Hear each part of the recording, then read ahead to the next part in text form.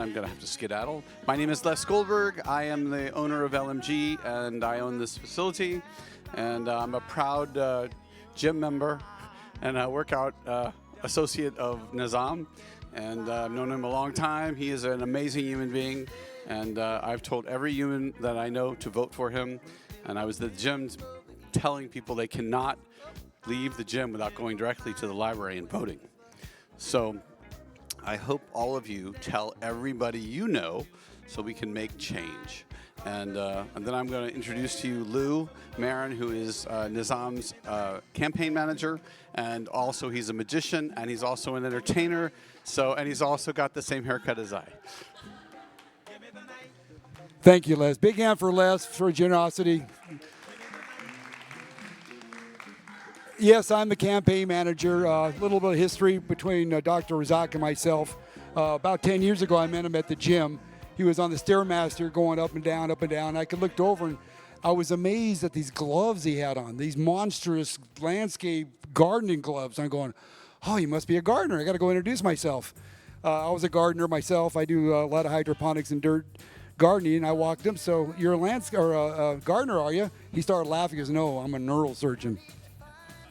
Sorry. But then we become good friends. Learned that he's a Republican, a conservative person. Our values were the same. They align perfectly with each other. Those that don't know, 7 years ago, he actually operated on me. I'm one of his patients and kept me away from the wheelchair. That's how bad I was. And I appreciate that, as well as he's done over 15,000 surgeries. I've known him to be one of the most generous human beings on earth. Really enjoyed his friendship. Can call him all the time. I joke with him because I'm Native American. He's Eastern Indian. I'm Native American Indian. I always tease him, King Osaba, let's get together and break some bread, or whatever. But really enjoy it. Anyway, I don't know about you. We have a problem in Congress. They do not understand healthcare, how it works, how it needs to work. And I don't know about you. I'm tired of lawyers putting laws together that just do not make any common sense. To me, Dr. Razack is a neurosurgeon, brain surgeon, professor of law, teaches students health law, and I'm just proud to call him my friend. So give it up for Dr. Nizam Razack. Well, thank you for all being here. It's great. There's no protesters outside the door there, so that's a difference. Usually when I go to these events, there's a bunch of people protesting me when I show up for these things. But anyway. Again, my name's Nizam Razack. Most of you know me. I'm glad to be amongst friends. And basically, as you know, I'm running for the Republican primary, which is in 10 days here, which involves Orange County, Sumter County, and the villages. Obviously, you guys know I'm Republican, but many of you may not know, but I'm very conservative in my views. And I'm actually a constitutionalist. That's something I picked up in law school 20 years ago. Because I believe in limited government. That's one of my views, because I believe when we earn a paycheck, it's our money, it's not the government's money. And I also believe in zero balanced budgeting. In other words, budget from ground zero, not add on more bureaucracy. So that's why I'm a Republican and I'm conservative. And I first got involved with the Republican Party 20 years ago with the Tea Party movement. You guys remember, many of you here are physicians, and remember when President Obama was campaigning about to get elected, they were talking back then about Medicare for all, which is a kind of variant of socialized medicine.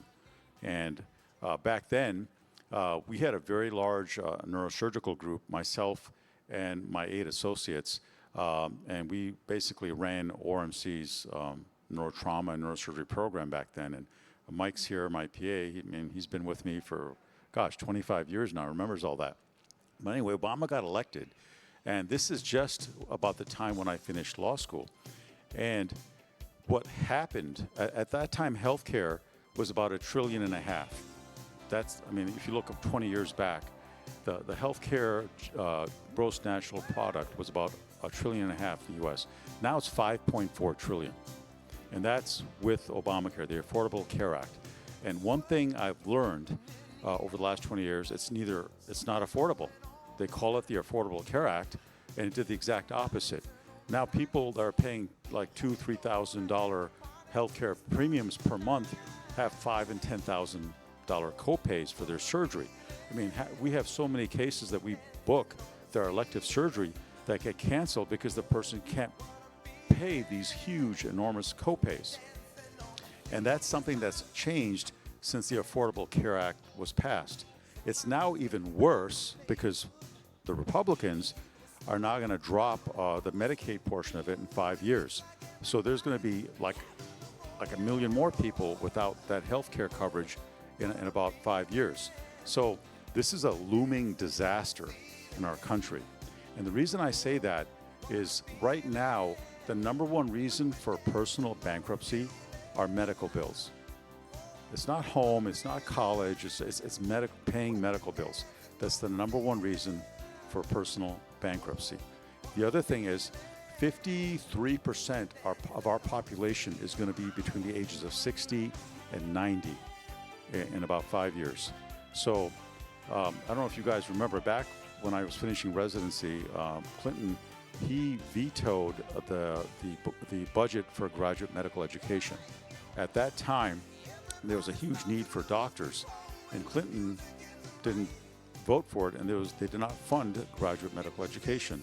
And now we have a deficit of thousands and thousands of doctors, MDs, DOs, physicians. There's a huge deficit in physicians, and there's this perfect storm being set up with our aging population and a deficit of doctors.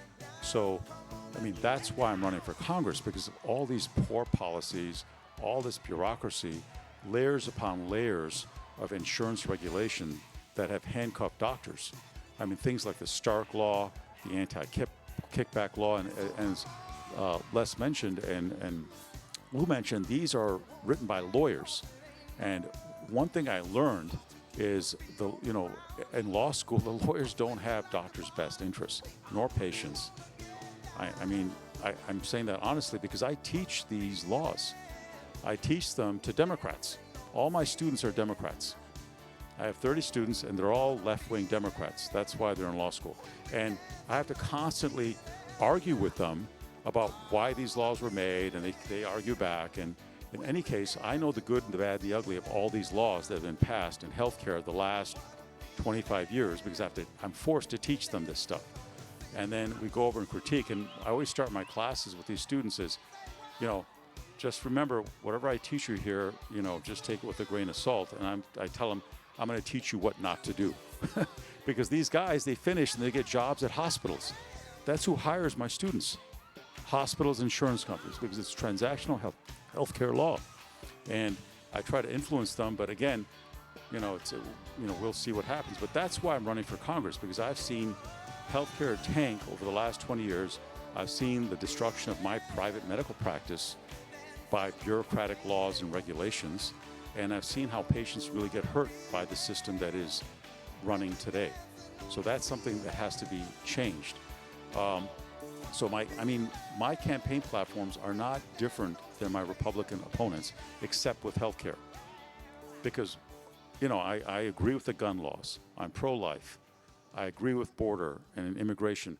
There's nothing there that needs to be changed in those laws. Just enforce the laws that exist. What needs to be changed is healthcare. It's truly a bipartisan issue. My opponents have no clue about this.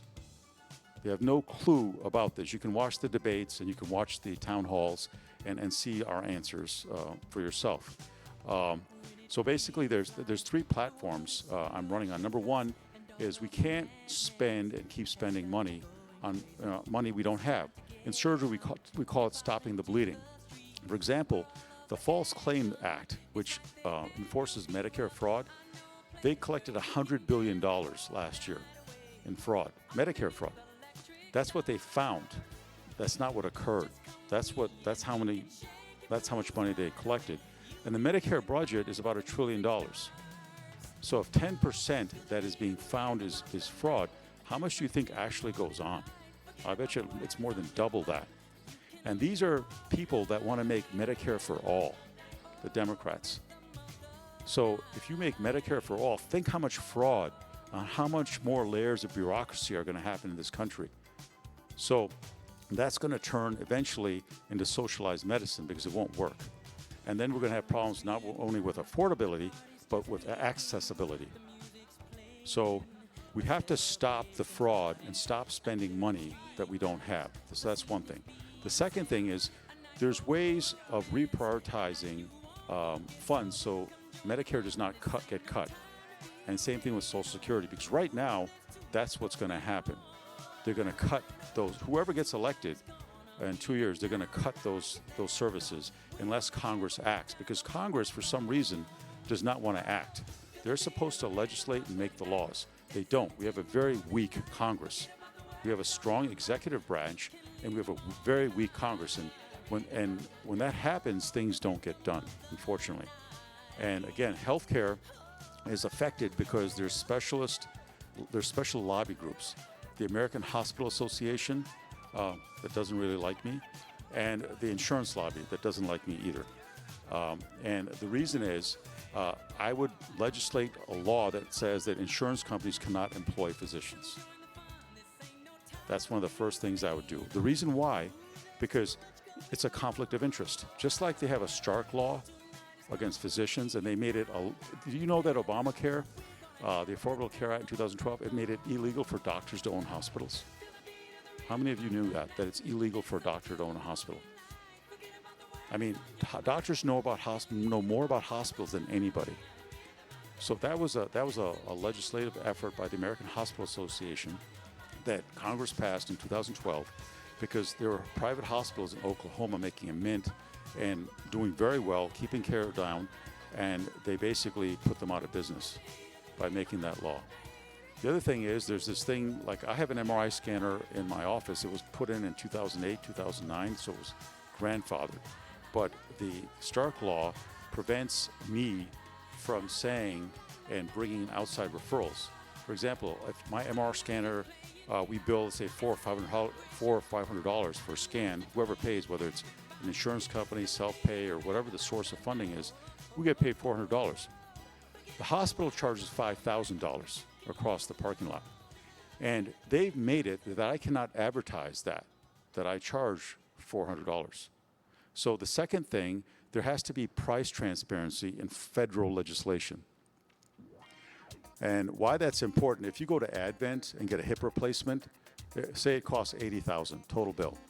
You go, the same surgeon does the same surgery, say at HCA or Orlando Health, and the bill's $30,000. Same implant, same surgeon, same anesthesia, same everything. Why is there such a huge price variation? So if there's federal legislation that proposes price transparency, what do you think is going to happen to all the prices?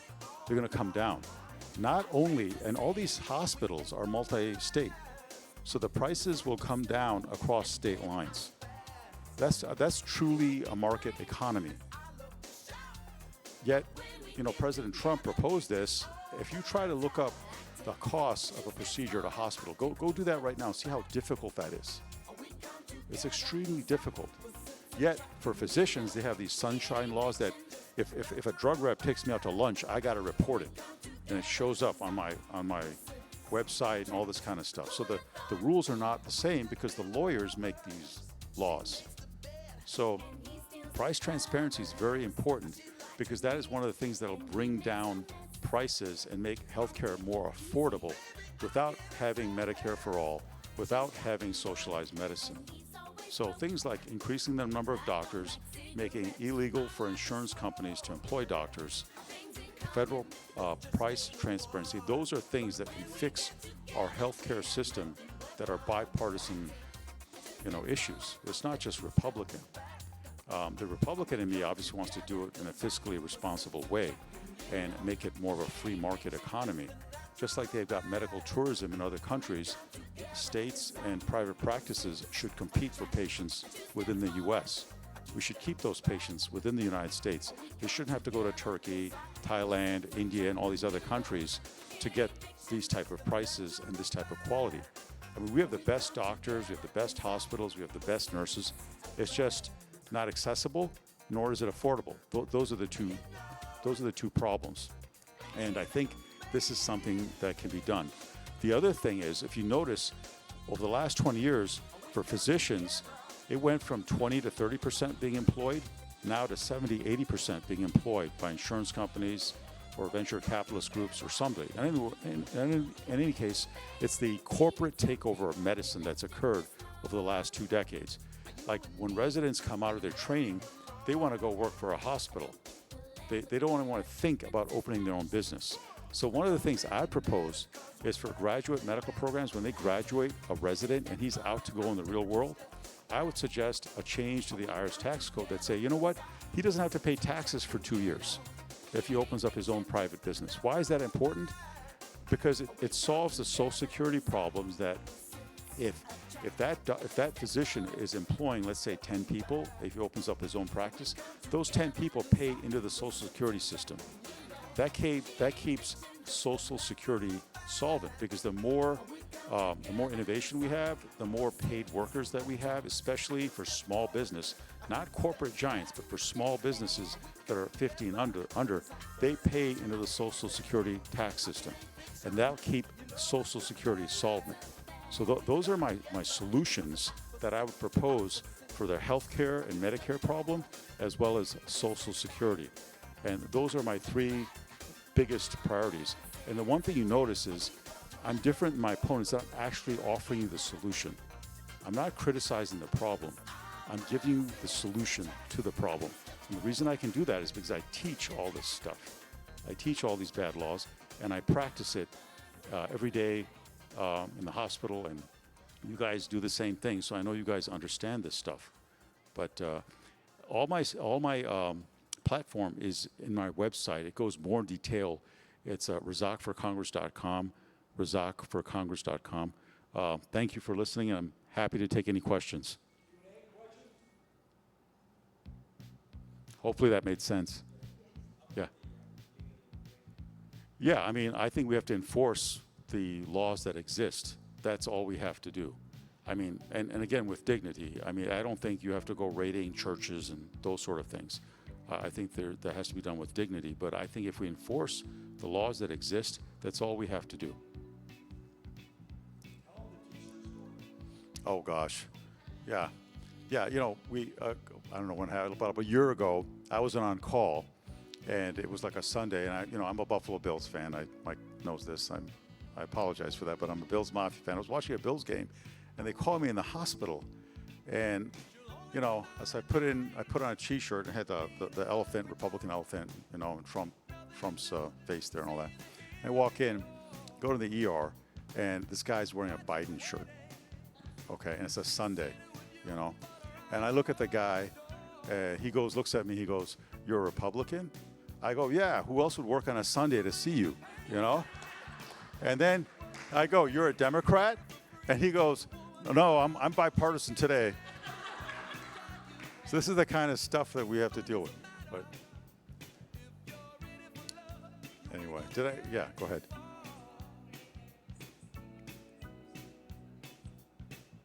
Yeah, thank you very much. I appreciate that, because if you look at, I don't know, but in politics it's so weird because I'm not a politician.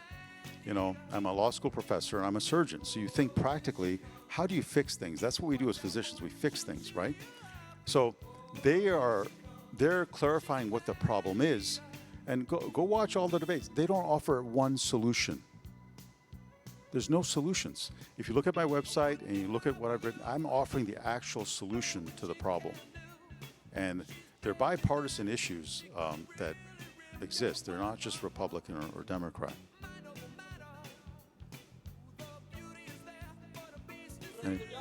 Thank you. Good job. Now, I'm sure you noticed we have this rotating banner. Here's some of the issues that he speaks on, and we have like 10 commercials also, too. They're on our website. Also, we have them on YouTube. What can you do to help? I can think about 5 or maybe 10 things real quick. Number 1, there's only 2 things that matter in politics. That's votes and money. It takes money to run a campaign, pay for the signs, the signages, the commercials. So if you can write a check, go online, please do. We got a QR code here. How come no QR code on this one? Oh, there it is. Okay. We have a QR code on every one of these rotating banners. Please donate, whatever you can afford. It could be $10 to $100. The max you can do is $3,500 a person, okay? And through $7,000 per couple. And that's per election, the primary, and you can do the same thing in the general. Take a sign home. Please take a sign home. If you have a crazy HOA won't let you put it in the ground, that's okay. I got the solution for that. I hang out with Doc, get solutions too. Take 2 signs and put them in your car and use them as sun visors and back up your car in the driveway so they see them. They can't say nothing, okay? You with me? How I know that I'm the president of my own HOA for 25 years. I know I tell them how to get away with this stuff. End of the day, but end of the day, that's one way you can help out. Make it a goal to attend 10 people. Tell 10 people, Razack for Congress, okay? Live in District 11. You may not live in District 11, but you might know somebody who does. Reach out and ask let them know before you go vote. Let them know we need more doctors in Congress. So they make what I call good medical decisions when it comes to the laws. Or to have somebody with his academia is unbelievable. When you look at his opponents, they don't even shine at all. You take all their academia, their education, he blows them out of the water combined, okay? So 2 of them are college dropouts. One of them is went to a community college, and I'm not bashing community college, for 2 years. And Doc here, he has a medical and a JD, MD. So academically, he's most qualified to do the job. You agree with that? So those are the folks that are in charge of our, those that don't know our district. We have West Orange, anything west of I-4. We have North Polk County, Lake County. Lake County, their elections start tomorrow, so we'll be deploying about 144 signs to the 12 locations for the early voting. Orange County's already started yesterday or Monday, and we have also Sumner County in Lake County, Sumner County. They start on the 8th. So anyway, a lot going on. Tell your friends, family, friends, 10 people. And listen, it's not a hard thing to do. How do I feel right now? I kind of feel like right now there's a lot of mudslinging going on. That's to our benefit, by the way. One of the rules that we have here that I've shared with him when he went to our school was that thou shalt not speak ill of a fellow Republican. We do not mudsling, okay? Right now they're mudslinging like crazy, and we avoid that. We're focused on health care, is primary thing. So, but any questions that you have for me? Yes, sir.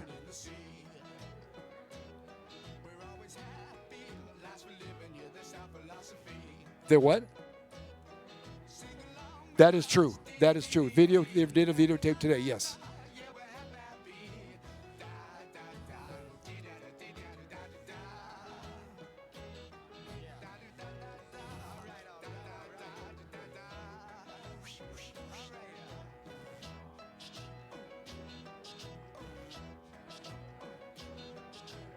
We will make sure it's on YouTube. Yes. Yes. And lastly, for you doctors that have a big practice, got patients, I ask you to please reach out to your patients and say, do you know we have a doctor running for Congress? And to please, if you can, get out the vote. Please, you can get out by letting your patients know. Yeah, I especially want to thank Lou. He's my sensei. He's my mentor. I've known him politically, gosh, for 15 years in the Republican Party. He's the president of the Florida Republican Assembly. He's the head honcho. And to have him support me means the world to me. And I went to his class 2.5 years ago, and everything he taught is what I practiced. That's why I won't attack my opponents, because that's what he taught me, and those are the standards I go by. Thank you. Thank you, Doc. Appreciate that. Yeah, Daniel Webster's retired. He retired. Okay. When he did retire, unfortunately, he only gave us 110 days to campaign. So he came to me and said, hey, I need some help. So I said, let's do it. So I was honored to do this, because at the end of the day, there's a lot of moving parts. And by the way, we have Lori Bontel is in charge of our event. Say hi to Lori. Give Lori a big hand, please. Where's Alina? Alina, stand up. That's Dr. Razack's niece. She's in charge of our volunteers. Cindy, stand up. Cindy's also in charge, helps us out too. But it's a lot of work, and again, we appreciate everybody's getting the word out there, because I really believe in my heart this guy is. And I agree. I tease everybody. Yeah, he's an overachiever. But I want an overachiever in Congress doing the job, knowing it'll be done right. Somebody with a medical experience, 15,000 surgeries, me being one of them. But more importantly is he's also had the legal background to make sure that these laws, when they're put in place or written, that they're done the right way in favor of doctors, not lawyers. So thank you very much. God bless you all. Please free to hang out and socialize. A lot more food. You can't go till the food's gone, okay? They told me it's healthy food, high protein, low cal. Just kidding. But please, thank you very much for coming tonight. God bless.